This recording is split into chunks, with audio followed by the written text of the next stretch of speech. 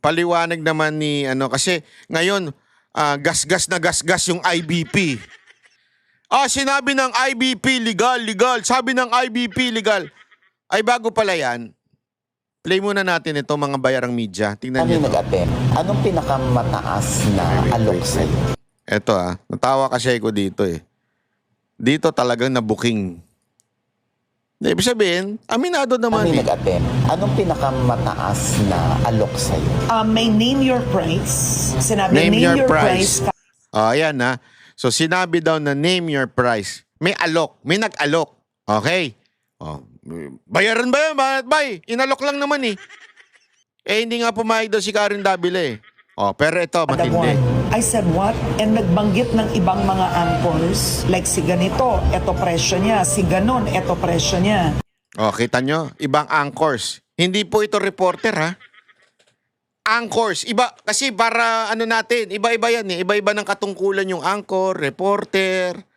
Ito, anchor na. Ibig sabihin, talagang medyo may katungkulan na ho ito doon sa telebisyon. Doon sa news. Diba? Binanggit nila, ito si anchor na ganito, pera. Ako, kilala ko yung mga yan eh.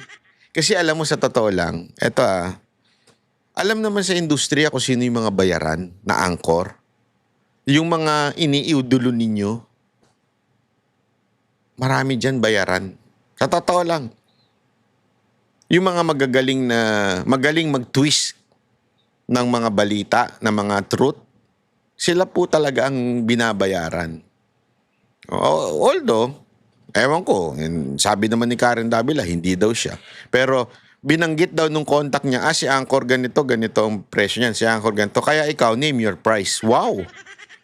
Dinala pa Sarap maging media, no? May maleta talaga. sa restaurant noon.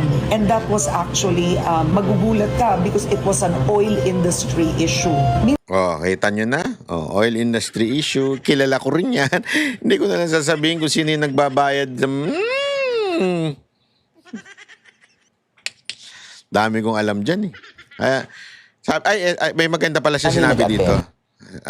I said, it's not true. Sabi Karen, no one will ever know. And I said, but I will know. Yan! Alam mo, maganda yung sinabi ni Karen Davila ha, na sabi daw sa kanya, no one will know. Sabi niya. But sabi ni Karen Davila, but I will know. Tama. That's integrity. Integrity is kahit walang nakatingin sa'yo, walang nakakaalam. Pero kasi sa loob mo may prinsipyo kang pinaglalaban.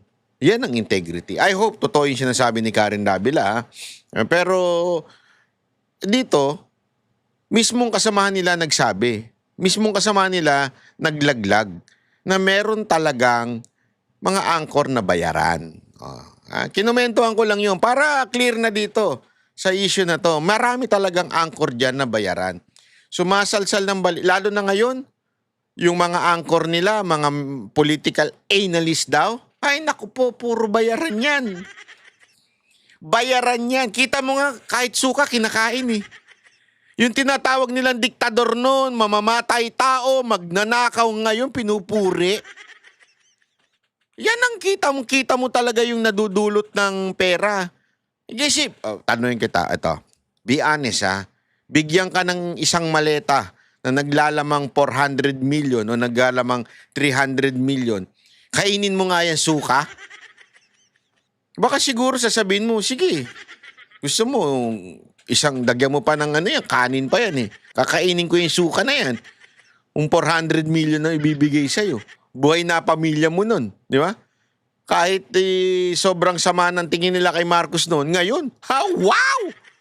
Kulang na lang talaga dilaan ng utong, sorry. Dilaan ang tumbong. Sorry. Pasensya na. Kasi po, naalala ko yung kwento nila tungkol dun sa yung nagaganap doon sa Malacanang. Di ba? Kulang na lang, dilaanan nila yung, yung tumbong ni Marcos sa kakasip-sip eh. Ganun sila eh. Kami ang boses ng masa, hindi natatakot. Katotohanan lang, di kami nalulunod. Walang bahid ng sismis, lahat ay totoo. Kahit sino ka pa, pag mali ka babanatan ka. Walang pinipili kulay, wala kaming kinikilingan. Basta para sa bayan, kami lalaban. Pag tama palakpakan, pag mali banatan. Di matitinag, di matatakot, para sa bayan tuloy ang sigaw. Sa harap ng kamera, walang halong takot. Mga baluktot, lahat kayo'y tutumba. Ang hustisya at totoo, yun lang ang mahalaga. Kahit sinong harang, di kami matitinag. Walang pinipili